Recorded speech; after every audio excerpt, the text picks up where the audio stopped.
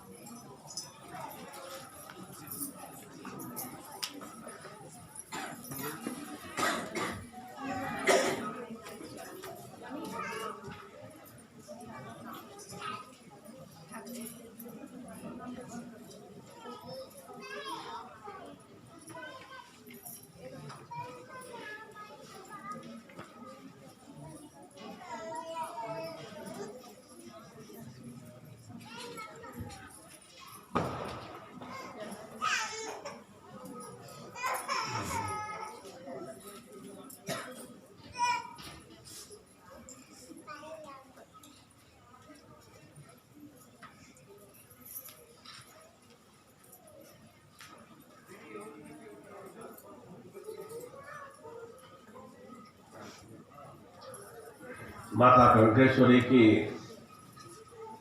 जो महामाया शक्ति स्वरूपा है और ऐसी तेजमय दिव्य भूमि पर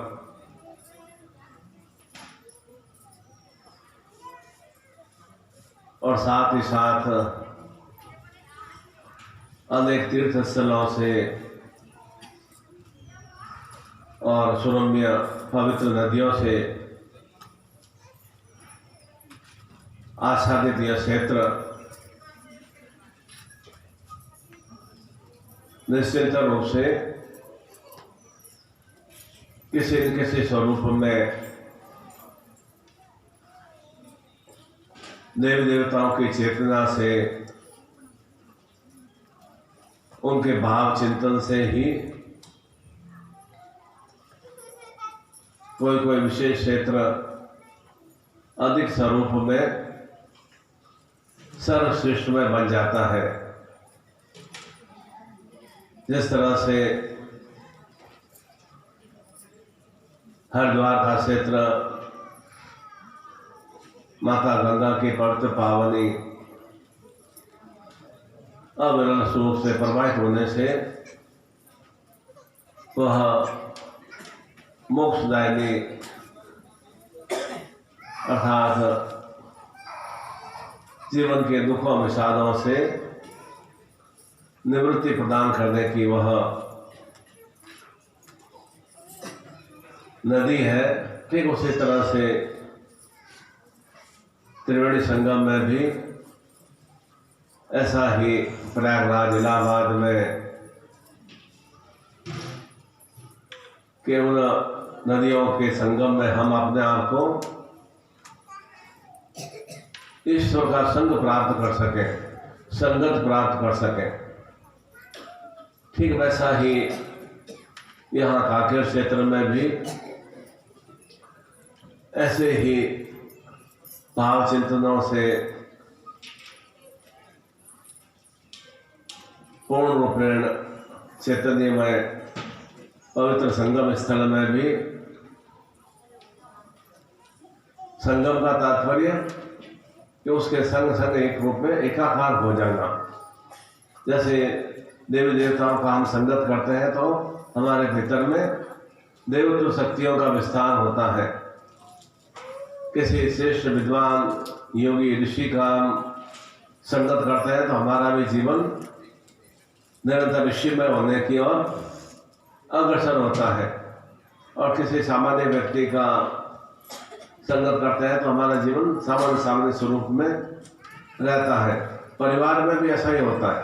परिवार में हमारा अपने माता पिता से, भाई बहन से, अपने परिजनों से, अपने रिश्तेदारों से किस तरह से आत्मीय संगत है, उसी तरह से हमारा भी विचार और भावनाएं उसी अनुरूप बन जाती हैं।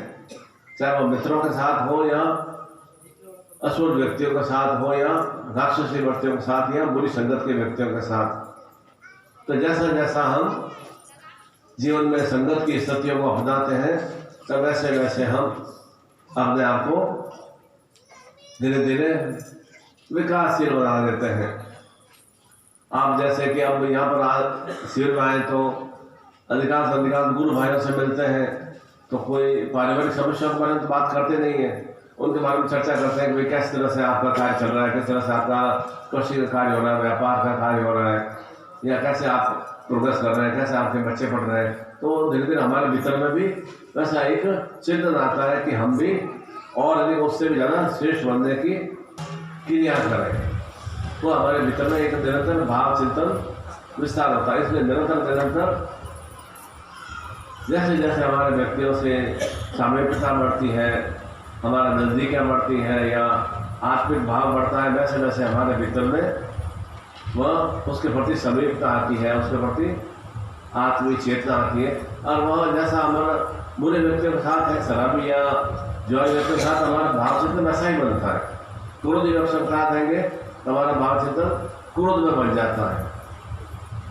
इसलिए कहा जाता है कि जीवन को सुख में बनाना है, आनंद में बनाना है, तो अच्छे लोगों की संगत हमें नित्य करना चाहिए। ये वाइब्रेट हो रहा है, बोल अच्छे लोगों की संगत करनी चाहिए, चाहे वह परिवार के सदस्य हो या आसपास के सदस्य हो। तो निश्चित रूप से जीवन में सब कुछ सुश्रेष्ठ में स्थितियों का विस्तार होता है। और यदि हम हमारा आचरण,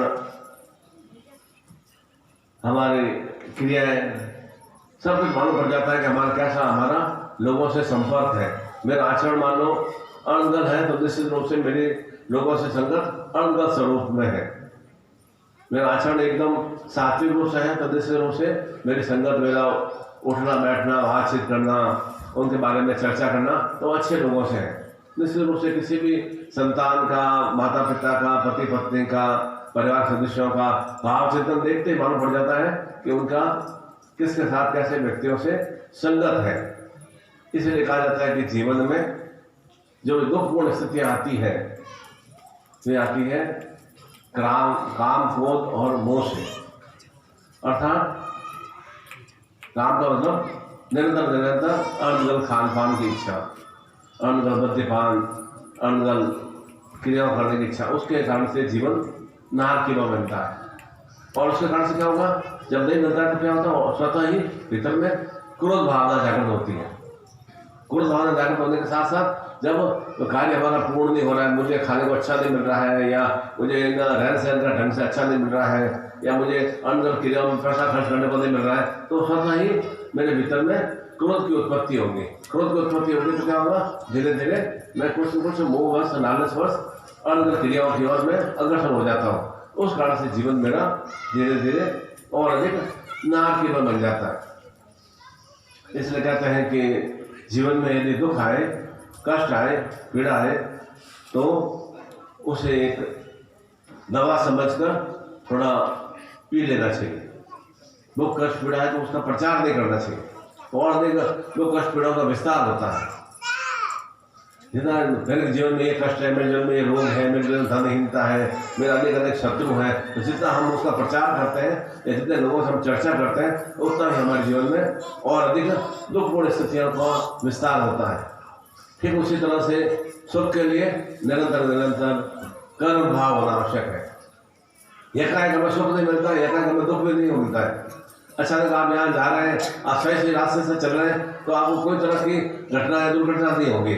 अनगल रास्ते से जाएंगे या अनगल क्रिया करेंगे वहाँ चलाते समय तो निश्चित रूप से दुर्घटना होगी। और एकाएक सुख भी नहीं मिलता है कि बस एकदम कोई चमत्कार हो जाए कि बस आज ये मतलब 11 तारीख 10 तारीख है और 11 तारीख से चमत्कार हो जाए। चमत्कार भी नहीं होता है, चमत्कार से बच्चे भी नहीं होते हैं, चमत्कार से जीवन में नौकरियाँ भी नहीं मिलती है, चमत्कार से हमारा कोई मकान नहीं बनता है, वहाँ सुख नहीं आता है, चमत्कार से कोई धन नक्श भी नहीं आती है, कोई चमत्कार में कुछ भी क्रिया जीवन में नहीं होती है। सब कुछ कर्म के माध्यम से, कैसा हमने कर्म किया है, कैसा हमने अपने भीतर में आचरण को रखा है, कैसे हमारी संगत है, आचरण के हिसाब से ही और संगत के हिसाब से हमारे कर्म होते हैं। इच्छा तो बहुत होती है, गुरु जी मुझे ये करना है, वो करना है और मुझे अच्छा बनना है, पर तो मैं अपने संगत में परिवर्तन नहीं करता हूँ, अपना आचरण में परिवर्तन नहीं करता हूँ, तो भले कितनी भी काम में इच्छा कर दूँ, मेरे काम में इच्छा पूर्ण नहीं हो पाती है। मैं तो इसको छोड़ना चाहता हूँ, मैं तो इनका बहुत ज़्यादा एकदम बहुत ज़्यादा उसके ऊपर बंधा हुआ हूँ, गुलाम सा बन गया हूँ, खाने पीने के मामले में, बीड़ी सिगरेट के मामले में, मद्यपान के मामले में छोड़ना चाहता हूँ, पर उसके लिए कोई चमत्कार नहीं होगा, संकल्प लेना होगा। अच्छा भी बनना है तो संकल्प लेकर ही अच्छा बन सकते हैं। अपने जीवन को सुख में बनाना है, सौभाग्य बनाना है, अपने संतान को अच्छा योग्य और होनहार बनाना है, संतान को अच्छा ग्रेजुएट बनाना है, आरोग्य बनाना है, तो वो सब चमत्कार नहीं होता है एक दिन में मेरी बीमारी खत्म हो जाए। इसलिए कहते हैं सुख भी आता है तो मिठाई समझ के चख लेना चाहिए। हम क्या सुख आता है ना तो ऐसा सुख आता है तो और अधिक उसको खाने की क्रिया करते हैं, अर्थात और सुख भोगने की क्रिया करते हैं, तो उसके कारण से क्या होता है भीतर में और अधिक हमारे भीतर में एक वासना तो विस्तृत विस्तार हो जाती है। और जो थोड़ा सुख छूट जाता है, सुख थोड़ा दूर हो जाता है तो हम छटपटाने लग जाते हैं, फटफट ये मेरा कष्ट मेरा क्यों आ गया, ये मेरी पीड़ा क्यों आ गई, मेरे को इतना अच्छा सुख मिल रहा था, परिवार से अच्छा सुख मिल रहा था, पति से अच्छा सुख मिल रहा था, पति अचानक ऐसा क्या हो गया कि पति विमुख हो गया, बच्चे मेरे आज्ञा नहीं मान रहे, पहले बहुत अच्छे आज्ञा मानते थे। तो मैं कहता हूँ कि जो है थोड़ा सुख आए तो मिठाई समझ कर चख लेना चाहिए, और दुख आए तो कड़ी दवा समझ कर पी लेना चाहिए, तो जीवन एक निरंतर उच्च गति की ओर क्रियाशील होता है। आज का विशेष पर्व भी वह देव दीपावली का पर्व है। कार्तिक अमावस्या को हम दीपावली पर्व संपन्न करते हैं और उसके 2 दिन 3 दिन पहले हम धनत्रयोदशी का पर्व, रूप चतुर्दशी का पर्व संपन्न करते हैं। फिर उसके 1 महीने बाद में देव दीपावली देवताओं द्वारा भी उस सृष्टि में मंगलमय दीपावली उत्सव संपन्न किया जाता है। तो ये देव दीपावली आज वैसे भी ये चतुर्दशी का पर्व है, तो निरंतर हमारे जीवन में चतुर्दिशाओं में अधिक दिशाओं में हमारे भी श्रेष्ठता की प्राप्ति हो। और श्रेष्ठता की प्राप्ति के लिए कुछ तो साधन तो भाव चिंतन करना होता है, कुछ कर्म भाव करना पड़ता है, केवल कर्म से भी नहीं होता है। मेरे को अच्छा वाहन सुख चलाना आता है, वाहन अच्छा चलाना आता है, अब मैं तो नॉलेज है, पर तो उसके लिए मैं कार्य ही नहीं करूँगा तो मैं वाहन को चलाऊंगा कैसे, मेरे पास वाहन होगा ही नहीं। मेरे को तो बहुत अच्छा, मैं पढ़ा लिखा हूँ और मेरा पर तो उसके लिए मैं कर्म नहीं करूँगा तो अच्छी नौकरी या अच्छा व्यापार कैसे होगा, तो कर्म तो मुझे करना पड़ेगा। इसके लिए निरंतर आज के इस विशेष पर्व चतुर्दशी का पर्व है, निरंतर चतुर्दिशाओं में जीवन थोड़ा सा है। अब जीवन में आपकी इच्छा है कि दुखों को ही जीवन के अंदर भोगते रहे और उसी में रच बच रहे। कल जैसे मैंने क्या बताया था, या तो पारिवारिक जीवन में, सांसारिक जीवन में एक खूंटे से बंधे हो रह जाओ कि ये खूंटा बांध दिया, अब इसी का चक्कर मुझे लगाना है, बस मेरे 2 बच्चे, ये बच्चा, ये पत्नी, ये परिवार, बस इसे चक्कर लगाना। उसी में बच्चे थोड़ा दुखी हुए रो लिए, परिवार थोड़ा कष्ट मिला तो और दुखी हो गए, और वापस थोड़ा सुख मिल गया तो हंस दिए, मुस्कुरा दिए, वापस इस तरह से किया, उसे खूंटे से बंधे रह जाओ। या फिर गुरु का सानिध्य प्राप्त कर लो, ईश्वर का सानिध्य प्राप्त कर लो, तो क्या होगा, खूंटे से बंधने वाली स्थितियों से निवृत्ति मिल जाएगी। फिर खूंटे से बंधने वाला भाव चिंतन नहीं रहेगा। ठीक है, बच्चे हैं, उनका मैं जीवन यापन में उनका सहयोग कर रही हूँ या कर रहा हूँ, अब वे कैसे आगे बढ़ते हैं उनका चिंतन है, उनके बारे में हम चिंता करने से क्या होगा, मेरे बच्चों का क्या होगा, मेरे पोतों का क्या होगा, नाती का क्या होगा, आपका क्या होगा, वो उनके भाग्य, उनकी किस्मत। आप अपनी किस्मत को संवारने की कोशिश कर रहे हैं, अब वे कर्म ही नहीं कर रहे हैं, अपनी किस्मत को और जागृत करने की कोशिश नहीं कर रहे हैं, तो उनका मतलब एक भविष्य खराब होगा। उसके लिए आप कहाँ तक रोते बिलखते रहोगे, और रोते बिलखने से होगा क्या, आप अंतिम समय तक, उनके बच्चों के अंतिम समय तक आप साथ रहोगे नहीं, ज़्यादा तो उससे पहले ही हमें। तो या तो एक खूंटे से बंधे रहो, कहते बस यही है, ठीक है, पति मिल गया, पत्नी मिल गई, जैसे ही है, बच्चे जब कैसे भी है, नहीं पढ़े लिख रहे हैं, चलो परिवार में जैसे भी है, पोता पोती हो गए तो ठीक, नाती हो गए तो ठीक, बस उसी में खुश रहे, और बाकी और कुछ भी अपना जीवन को हम संवारने की कोशिश नहीं करें कि वास्तव में मेरा संसार में आने का उद्देश्य क्या है, मेरा हेतु क्या है, चिंतन क्या है, क्या ये केवल इसी चक्कर में बंधे रहना, एक ही गाँव के अंदर से घुसे हुए रहना और मेरा कोई चिंतन नहीं। क्यों भगवान ने इतने देवी देवता बनाए, क्यों भगवान ने इतने मंदिर बनाए, क्यों उन्होंने आराधना पूजा के लिए इतने स्थान बनाए, वो मेरे लिए कुछ कर्तव्य करने का भाव चिंतन नहीं कि ईश्वर की आराधना करूँ, भगवान का नाम लूँ और अपना थोड़ा साधन को क्रिया करूँ, जिससे मेरा भी जीवन उज्ज्वल बन सके। होता क्या है, ये इसी खूंटे से बंधे रहेंगे ना तो अगला जन्म भी भाषा नार की जीवन भी प्राप्त होता है। इसलिए कहते हैं कि हमारे घर से 7-7 पीढ़ी तक हमें गरीबी दरिद्रता नहीं जाती है, इसी कारण से नहीं जाती है, क्योंकि उसी फोटो से बंधे हुए रहे तो वहाँ पर वैसा ही जीवन मिलेगा, परिवर्तन नहीं मिलेगा कोई, तो अगला जन्म मुझे अच्छा मिल जाएगा और मुक्ति भी प्राप्त नहीं होगी, अगले जन्म बहुत अच्छा सुंदर नहीं मिलेगा, क्योंकि कर्म कैसे किए हैं इस जन्म में, 50 साल 60 साल 70 साल में कार्य कैसे किए हैं, कार्य जैसे किए वैसे ही हमें जीवन में सत्यों की प्राप्ति होगी। ऐसा समझिएगा, आज मैं अच्छा खान पान करूँगा तो कल मेरा स्वास्थ्य अच्छा रहेगा, आज मेरा बराबर अष्टपुरुष रहूँगा तो निश्चित रूप से शाम को मैं अच्छा क्रियाशील रहूँगा, आज मैं अनकल खान पान करूँगा तो निश्चित कल को अच्छा तो बनेगा नहीं। तो ठीक वैसा ही होता है, इस जन्म में कैसे मैंने कर्म किए, कैसे मैंने कार्य किए, उसी का ही फल अगले जन्म में प्राप्त होता ही है। तो अगले जन्म कोई ऐसा नहीं हो अगला जन्म बहुत अच्छा सुख में बन जाए, गुरु जी मुझे मोक्ष की प्राप्ति हो जाए, अर्थात मैं धर्म अर्थ काम से बहुत अच्छा उच्चतम स्थितियों को प्राप्त कर लूँ, नहीं होगा, क्योंकि इस जन्म में हमने कोई धर्म को धारण किया नहीं, अर्थ जीवन का अर्थ क्या है उसको हमने प्राप्त किया नहीं, निरंतर भगवान का क्या नाम लेना चाहिए, ईश्वर का क्या नाम लेना वो तो हमने किया नहीं, और उसी में खाया पिया सोए और बच्चे पैदा किए और उसी में खत्म हो गए। 60 साल 70 साल उम्र थोड़ा जीवन जर्जर हो गई, कटकार हो गई, बीमार पड़ गए, धीरे धीरे मृत्यु प्राप्त हो गए, कुछ भी परिवर्तन नहीं किया, तो अगले जन्म वैसे ही मिलने का।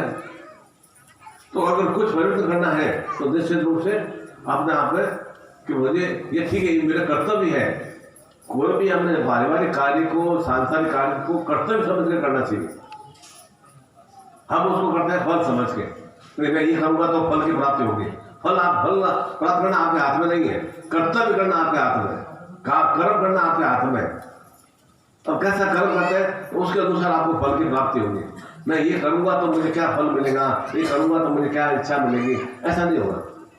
आप खुद काम आप कर्म आपको करना है, कार्य आपको करना है, निरंतर कार्य करेंगे तो बराबर जीवन में गतिशील रहेंगे, क्रियाशील रहेंगे। कार्य नहीं करेंगे, कर्महीन बन जाएंगे तो अनेक तरह की निरंतर जीवन में विषम स्थितियों का विस्तार हो जाएगा। इसलिए छोटी छोटी परेशानियों से हम घबरा भी जल्दी जाते हैं, बोलिए बहुत बड़ा समस्या आ गई, मेरे जैसा संसार में कोई दुखी नहीं है। अरे दुखी नहीं है तो संसार में सब जगह सुखी सुख है, फिर तो आज संसार दुखी नहीं है तो बाकी सब सुखी है। आपके सुख है, आपको जीवन में भोगना है, आपके दुख है तो आपको फाटे आपको निकालना है, उसके लिए साधन क्रिया भाई, साधन क्रिया भी नहीं करना, बस मुझे ऐसा चमत्कार कर दो कि बस मेरे कष्ट पीड़ा सब खत्म हो जाए, मेरा कर्जा खत्म हो जाए, मेरे संतान मेरे आज्ञाकारी बन जाए, मेरे पति में प्रेम रहे, मेरे धन की वर्षा होती रहे, मेरे आयु की वृद्धि होती रहे। इस तरह से मतलब इच्छा कामना तो कर रहे हैं, और इच्छा कामना के लिए कर्म क्या कर रहे हैं, कर्म तो कुछ नहीं कर रहे, कार्य तो कुछ नहीं कर रहे। धन लक्ष्मी चाहिए उसके लिए कर्म क्या कर रहे हैं, खेती बाड़ी में मैंने 2 एकड़ जमीन होगी, 3 एकड़, उसी में जितनी फायदा होगा उसी हिसाब से धन आएगा ना। धान का मान लो 200 बोरी धान आया तो उसको देखते थोड़ी 500-1000 बोरी धान उत्पन्न कर लो, तो होगा भी नहीं। 200 बोरी के 230 बोरी हो जाएगा धान, 230 क्विंटल हो जाएगा धान, इस तरह से कुछ होगा नहीं ना। 5,000 बोरी का धान होगा नहीं, जमीन भी होती है। आपको और भी विस्तार करना है तो धन का संग्रह करके अपनी जमीन का और विस्तार करना होगा, तो इधर धन लक्ष्मी का और विस्तार होगा।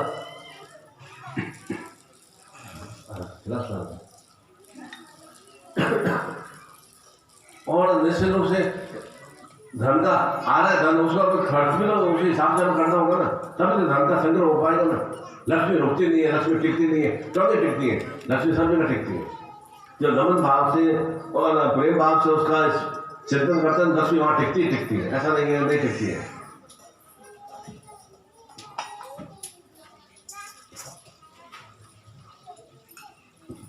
पैसा होता नहीं, पैसा खर्च होता है, खर्च कैसे हो जाता है।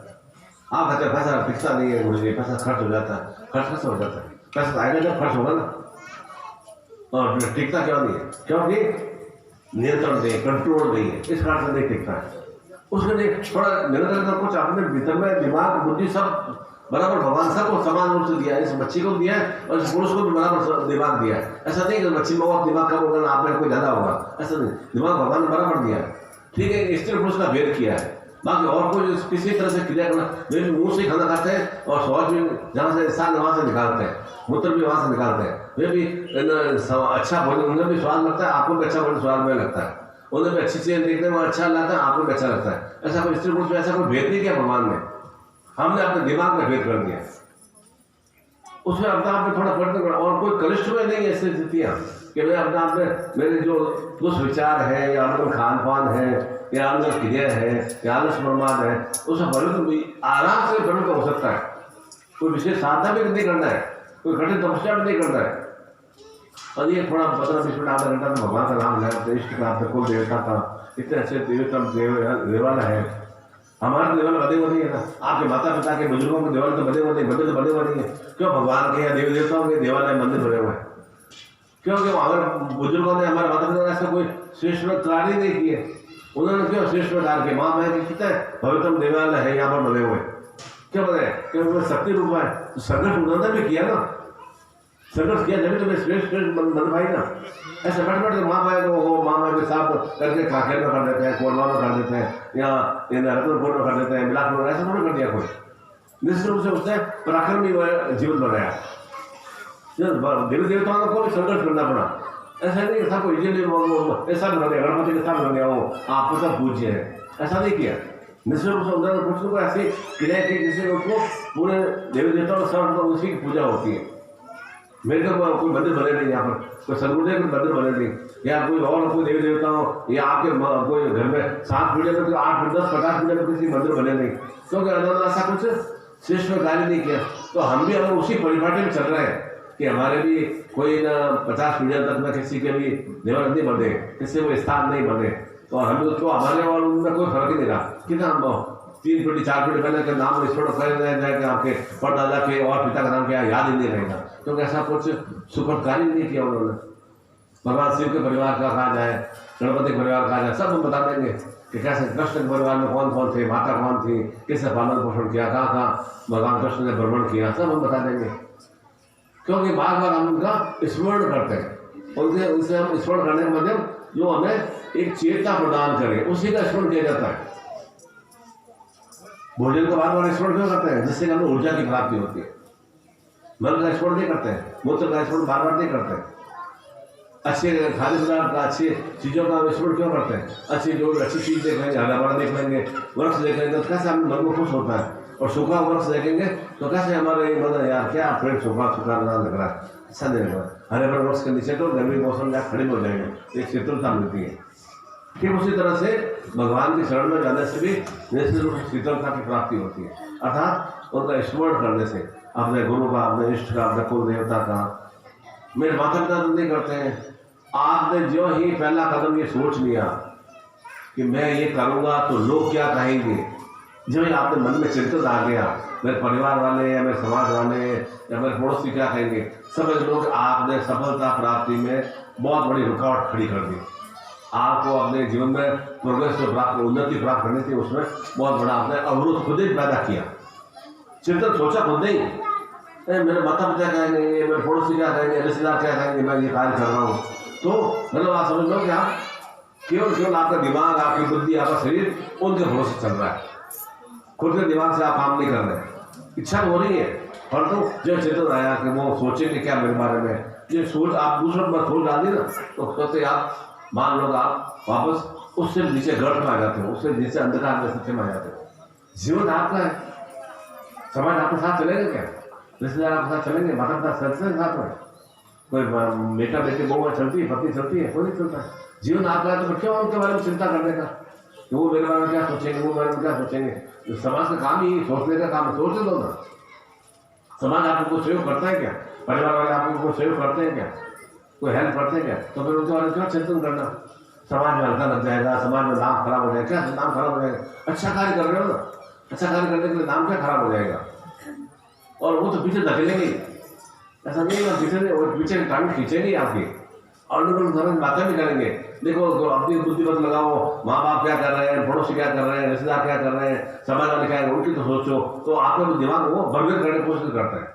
उस समय थोड़ा सा स्ट्रांग बन गए, नहीं मुझे तो अपने ये लक्ष्य को प्राप्त करना है, मुझे तो एक गरीबी दरिद्रता से छुटकारा पाना है, मुझे तो इस तरह से बलिद जीवन से निवृत्ति प्राप्त करना है, मुझे तो वहाँ जाकर नौकरी करना है या व्यापार करना है या काम करना है। और अपना वो लक्ष्य बनाकर थोड़ा दृढ़ रहना पड़ेगा। कोई कठिन बात नहीं है, दृढ़ रहना कठिन बात नहीं है, थोड़ा सा स्ट्रांग रहना पड़ेगा। तो निश्चित रूप से जो ही आपने इस तरह सोच चिंतन कर लिया, मान के चलो कि आप 100 में से 25 नंबर आगे बढ़ गए आप। और जो समाज के या परिवार की चिंता की, वो क्या सोचेंगे, वो क्या कहेंगे, वो उनका कैसे, उनको कैसे समझाऊंगा, और जो आपने चिंतन कर लिया, तो आप मान के चलो आप 50 माइनस आपके हो गए, -50 वहाँ गए, -50 कवर करना है, फिर 100 तक और पहुँचना है। 150 नंबर तक आपको हासिल करना है, वो बहुत कठिन हो जाता है। तो वापस क्या है, इच्छा स्थान पर आ जाते हैं हम। अच्छा चलो,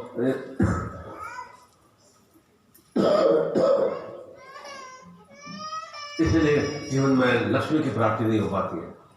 लक्ष्मी का मतलब लक्ष्यों की प्राप्ति नहीं हो पाती है। इच्छाएं बहुत होती है, जब इच्छा है तो उनको पूरा करने के लिए, पूर्ण करने के लिए हमारे पास में निश्चित रूप से शक्ति भी है। शक्ति का उपयोग करना है। इच्छाएं नहीं हो ना, तब तो कोई बात नहीं, चलो हमारे मेरे मित्र में कोई इच्छा ही नहीं है, बस कोई निराकार भाव हो गया, मेरे कोई इच्छा नहीं है, खाना मिले तो ठीक, नहीं मिले तो ठीक ना, मतलब गर्म बिस्तर मिले तो ठीक, ठंडा बिस्तर मिले तो ठीक, जमीन मिले तो ठीक, नहीं पलक मिले तो ठीक। तो अगर ऐसा निराकार हो गया तब तो कुछ नहीं, आप इच्छा है तब तो अच्छा है। और इच्छा है और इच्छाओं को पूर्ण नहीं कर पा रहे तो आपसे ज़्यादा निकृष्ट व्यक्ति कोई नहीं होगा, आपसे ज़्यादा हतभागी व्यक्ति नहीं होता है। मेरी इच्छा है, मेरी कामना है, मेरी भावना है, और मैं उन भावना, इच्छाओं, कामना को पूर्ण नहीं कर पा रहा हूँ, तो उससे ज़्यादा असुर में स्थितियाँ मेरी नहीं हो सकती। अगर आपकी कामना इच्छा है और उसको पूर्ण करना आपके भीतर में शक्ति भी है और उसका उपयोग नहीं करते, तो मान के चलो फिर आप ऐसे बहुत ही मतलब एक कीचड़ में, गंदगी में कीड़े होते हैं ना, कीड़े मकोड़े तरह हमारा जीवन व्यतीत होता है। उससे निवृत्ति प्राप्त करना है तो विशेष रूप से आज इस देव दीपावली पर, इस चतुर्दशी के महापर्व पर, शाम के मेले में 5 बजे बाद में वह दीपावली पर्व, इस देव दीपावली पर्व भी सब प्रारंभ हो जाएगा। अमावस्या तिथि भी प्रारंभ हो जाएगी और यह सूर्य शक्ति पर्व दिवस भी है। तो मुझे भी जीवन का अंधकार को समाप्त करना है। साधन प्रक्रिया निरंतर निरंतर अपनानी पड़ेगी और बहुत कठिन भी नहीं है। तो वो आपको घर परिवार से छोड़ना है या और कुछ है, निरंतर जो आप कृषि कार्य कर रहे हैं, नौकरी कर रहे हैं, उससे आपको छुटकारा मिलना, वैसे कुछ भी नहीं करना है।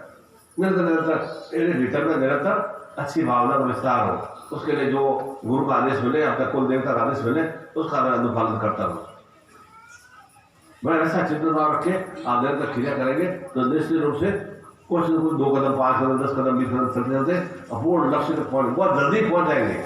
बस लंबा समय में नहीं लगता है कोई, ऐसे नहीं करो 10 साल 15 साल लग जाएंगे, बहुत जल्दी समय पर हम अपने लक्ष्यों को प्राप्त कर सकते हैं।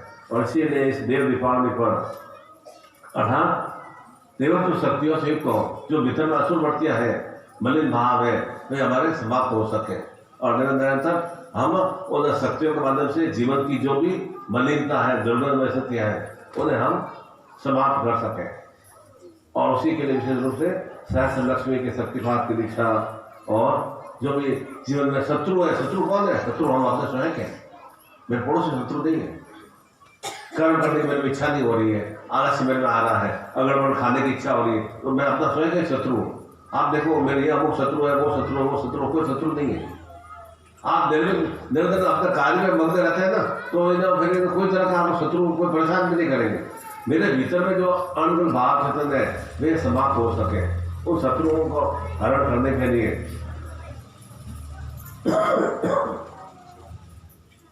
जो भी, तो वहाँ विशेष रूप से हम छिन्नमस्ता के शक्तिपात की दीक्षा, अर्थात वो मेरे भीतर में जो अनुकूल भाव आते हैं ना, अच्छा कोई अच्छे भाव, अभी बैठ अच्छे भाव भी आ रहे हैं, थोड़े भाव ये भी आ रहे हैं, थोड़ी देर बाद जाके बीड़ी सिगरेट भी पीना है, थोड़ा बाद जन्नत को खाना है, थोड़ा भाव आएगा तो मुझे वो चाय पानी भी पीना है, वहाँ तो अर्थ में आता रहता है ना।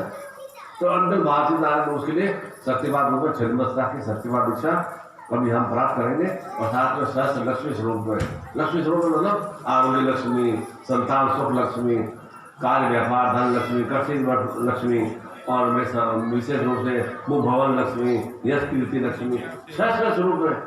धनी नहीं है केवल, पैसा ही नहीं है, सहस्त्र रूप में लक्ष्मी के। इससे सहस्त्र रूप में असुर वृत्तियां भी होती है ना, तो सहस्त्र रूप में लक्ष्मी का भाव चिंतन होता है। असुर वृत्तियों में कि मेरे भीतर में इतना आलस्य है, मेरे भीतर में चिंता बहुत ज्यादा है, तनाव वाला। चिंता किसके लिए है? स्वयं के भीतर में ना, किसी नारी थोड़ी चिंता आपके निकालना किसको है? आपको स्वयं को निकालना है। परेशानी निकालने किसको है? मेरे को स्वयं को निकालनी है। तो उसके लिए वो विशेष रूप से छिन्नमस्ता, जो छिन्न भिन्न कर दे मेरी चिंताओं को, अस्त व्यस्त कर दे, तो छिन्नमस्ता शक्तिपात की दीक्षा अभी हम प्राप्त करेंगे, जिससे कि यह देव दीपावली पर्व से विशेष रूप से जो आने वाले 6-7 मास हैं, आषाढ़ मास की एकादशी या गुरु पूर्णिमा से पहले तक के जो मांगलिक पर्व उत्सव होते हैं, तो हमारे जीवन भी मंगलमय बन सके और उसके कारण से जीवन में अमंगलता की समाप्ति हो सके। उसी के लिए प्रत्येक साधक साधिका मैथमेटिक को विशेष रूप से चाहे बच्चों के लिए, बच्चों में भी क्या है, आलस्य प्रमाद है या बच्चे पढ़ाई नहीं कर रहे तो ये विशेष रूप से बड़े शत्रु है उसके, या आज्ञा नहीं मान रहे तो सबसे बड़े शत्रु उसके भीतर में है। तो उसको भी वो चिन्मस्ता शक्तिवाद की सामने कराएंगे तो निश्चित रूप से भीतर में आज्ञा पालन का भाव चिंतन का विस्तार होगा। आगे कैसे देते हो आप? अच्छी भाव की चिंता देते हो कि बेटा थोड़ा खान अच्छा रखो, थोड़ा पढ़ाई में ध्यान दो, थोड़ा अच्छा कैरियर बना लो, अच्छी नौकरी प्राप्त कर लो, उसके बारे में आप उसको आगे देते हो ना, तो आगे पालन के नहीं बन सके। पति पत्नी में प्रेम से क्यों नहीं रहता है?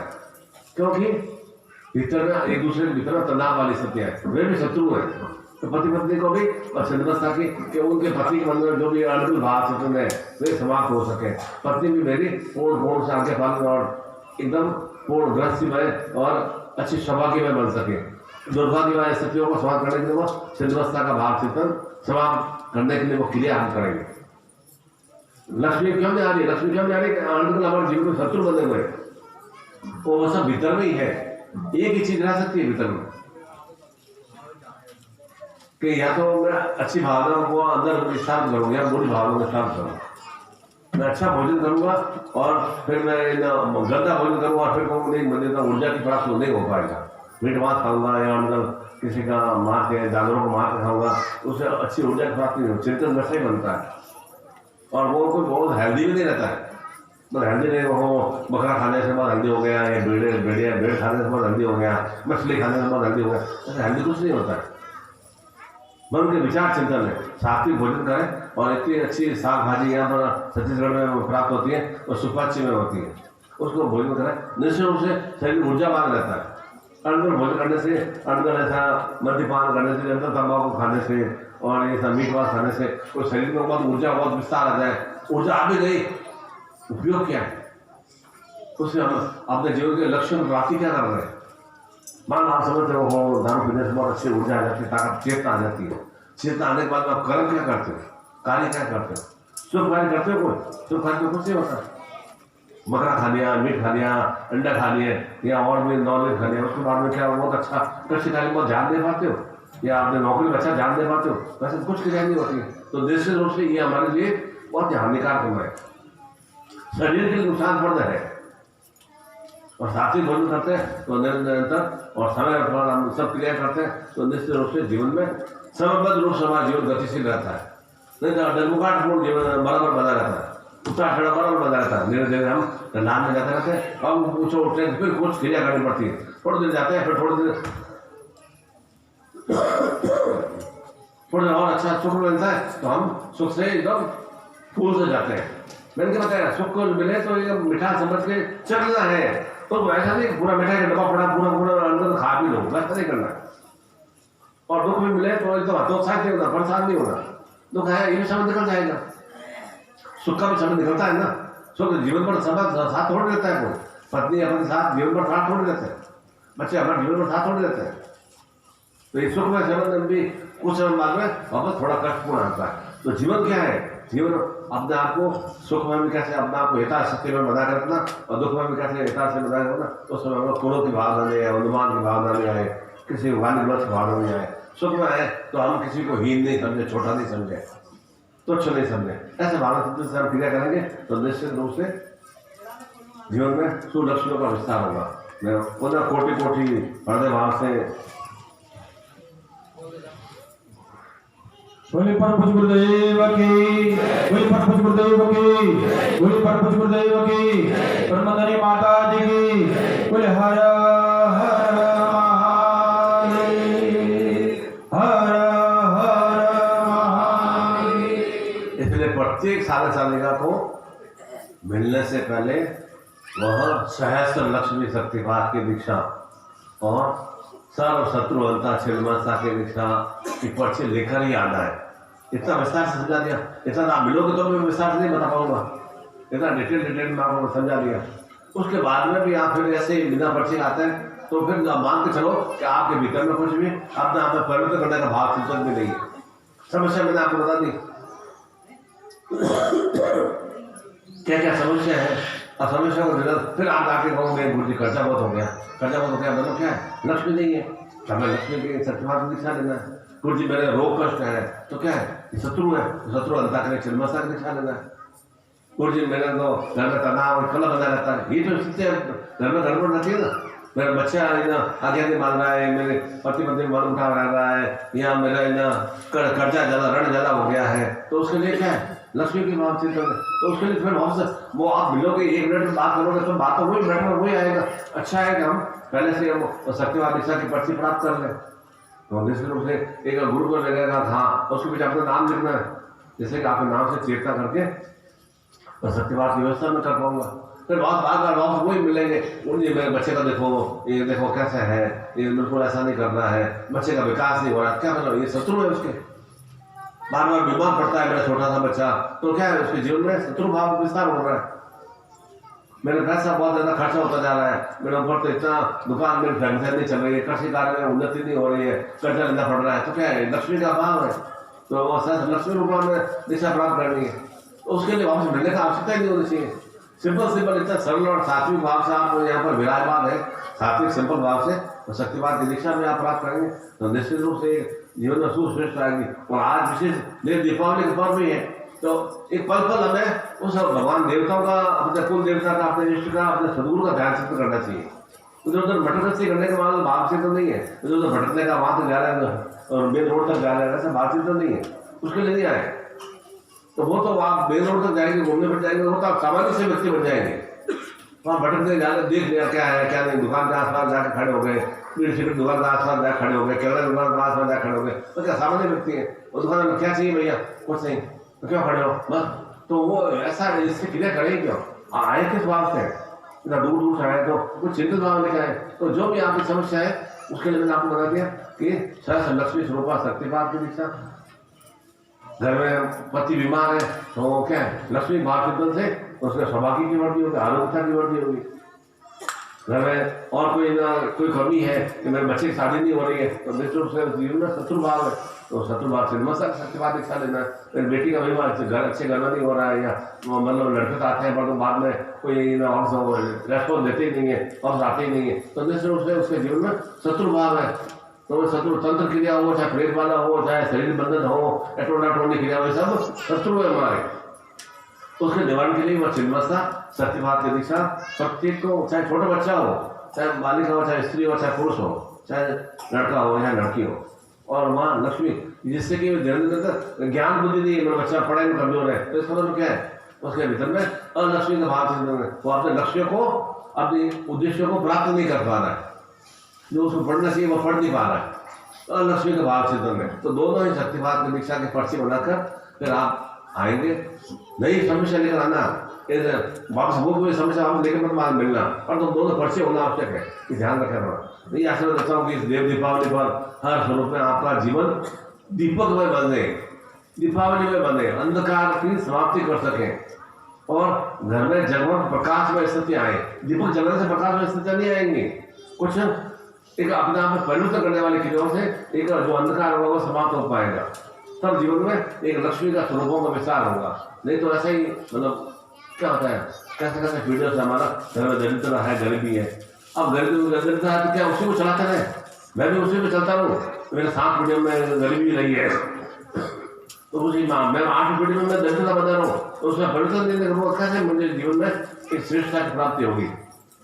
उसी के लिए प्रत्येक आराम से जाके पर्ची बना कर लाएंगे और सत्यवाद की दीक्षा से आपूर्त करेंगे, और शाम के समय में हम थोड़ा एक उत्सव में स्वरूप में वह देव दीपावली पर्व को संपन्न करेंगे। ये मैं कामना करता हूँ कि आपके जीवन में आने वाला ये नूतन वर्ष 2024 हर रूप में शुभ मंगल बन सके, और निरंतर जो भी आपकी कामनाएं हैं, छोटी छोटी सी कामनाएं हैं, बहुत बड़ी कामनाएं नहीं है, कोई आपको सीएम बनना नहीं है, प्राइम मिनिस्टर बनना नहीं है, छोटी छोटी कामनाएं हैं और छोटे छोटे कामों की पूर्ति के लिए हम छोटे छोटे कोई भी साधन क्रिया नहीं करते हैं, तो उससे ज़्यादा हमारा इन दादान या हथवागी या मूर्ख व्यक्ति संसार कोई नहीं होगा। छोटी छोटी क्रिया है, और छोटी क्रिया से भी एक लघु रूप विस्तार, कूदने की गोली कितनी छोटी होती है पर वो कैसे एकदम बुखार को ठीक कर देती है, छोटी सी गोली होती है ना, पहले भोजन भी छोटा सा इतना छोटा मट्टी प्राप्त हो जाता है, गांजा थोड़ा सा हम पीने से कितना नशा आ जाता है, तो ऐसा नहीं बहुत बड़ा कोई विशाल क्रिया कर दी है। इसलिए वो अपने आप को जीवन में देव दीपावली में अपने जीवन को प्रकाश में बनाने के लिए वह सहस्त्र लक्ष्मी सत्यपात की दीक्षा और जो भी जीवन में शत्रु है उन शत्रुओं को समाप्त करने के लिए वह छिन्नमस्ता सत्यपात की दीक्षा हम प्राप्त करेंगे। बोलो सद्गुरुदेव भगवान की जय। बोली परम पूज्य गुरुदेव की, बोली परम पूज्य गुरुदेव की, बोली हर